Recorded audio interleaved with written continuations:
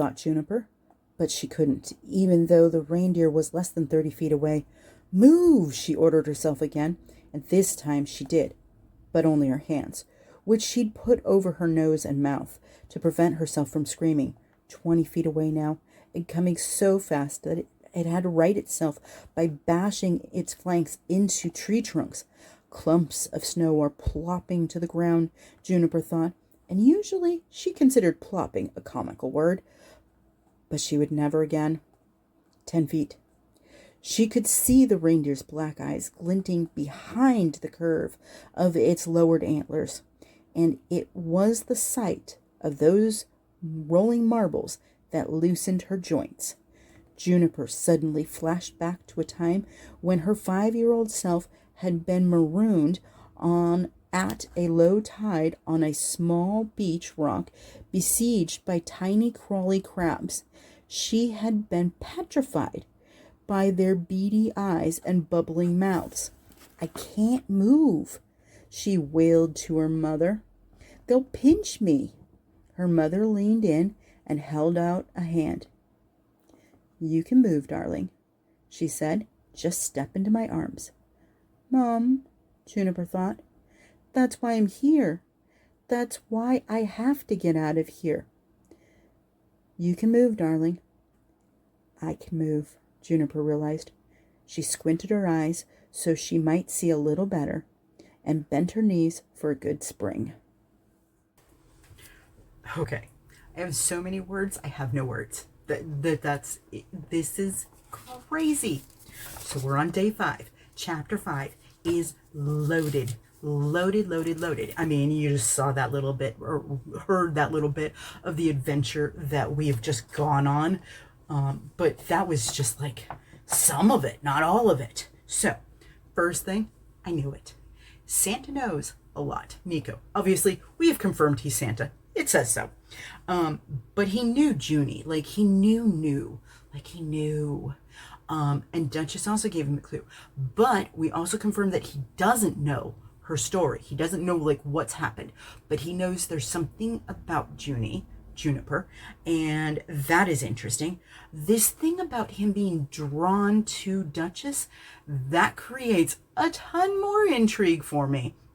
Now I'm wondering, what does he know, like, and what is, again, this is why I asked the question before, what do you think the Duchess's backstory is?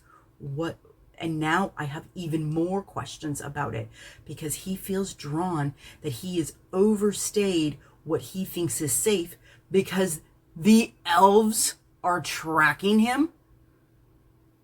Which leads to the first question for today.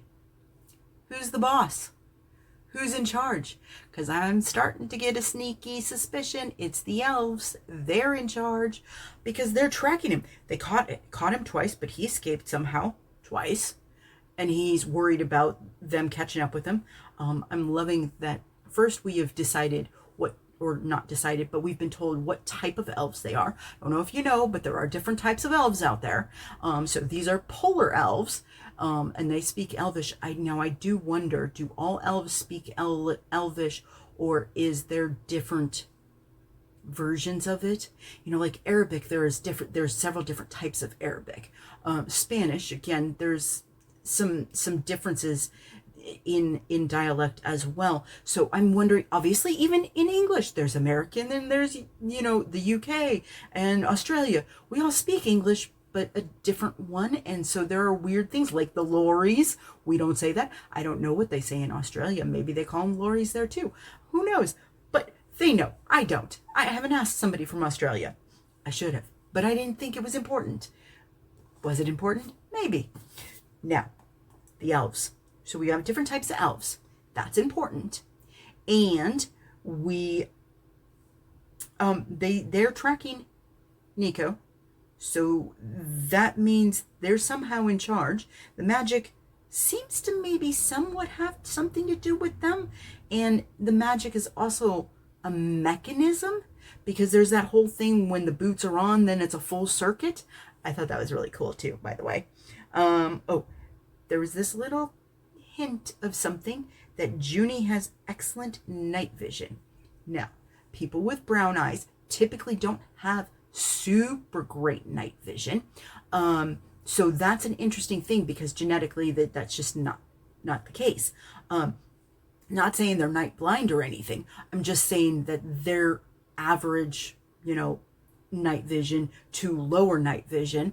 So because there's an eye color thing in how the eyes collect light and distribute that light, and then the signals that turns into in the brain, it has something to do with the melanin that's in the eyes. So that was an interesting one, because I think this is a sign of something. So I put that in a note. And let's see. Oh, I totally expected there to be that hidden passage somehow in the trees. Maybe that's my love for the Narnia book series and them going through the wardrobe. But I anticipated. Did you anticipate that? Okay. Now, my next one is, I love the Chris Tingle.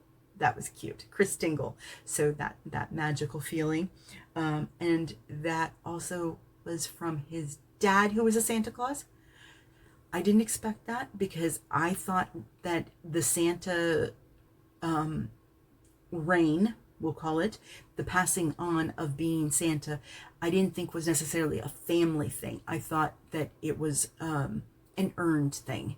So that was an interesting little hint dropped there, that his dad was a Santa that he aspired to be as good as or better than. And Josephine, and that was an interesting one. And the elf, Thomasku. So he's like a genius. This is interesting. Are all elves mechanical and he's just like the best of them all? Or is he like a Da Vinci of elves, like, and really, really special?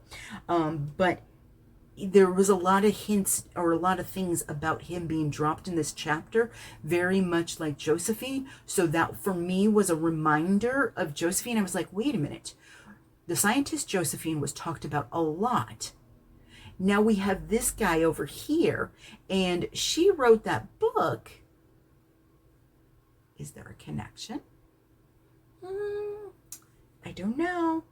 I don't know yet. So that bluntness of, I just thought that was really funny at the very end of that chapter, where, Santa comes up and he's like, what am I going to tell you? He said softly, and Juniper eyes flickered open. Not asleep after all. You can tell me what you're doing hiding in Cedar Forest, she said, and then added, Mr. Santa Claus.